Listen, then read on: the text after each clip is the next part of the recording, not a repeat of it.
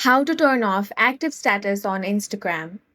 In this video, I will guide you on how to turn off active status on Instagram. For this, you want to open the Instagram app on your device. Make sure to log into your account. Now, you want to tap on the profile icon at the bottom right corner of your screen.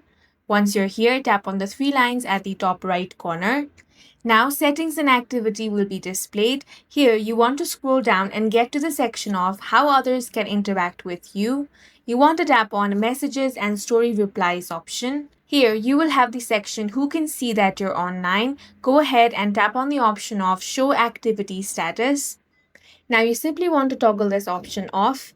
When you toggle it off, when you toggle this option off, people will not be able to see your last active or if you are currently active on Instagram.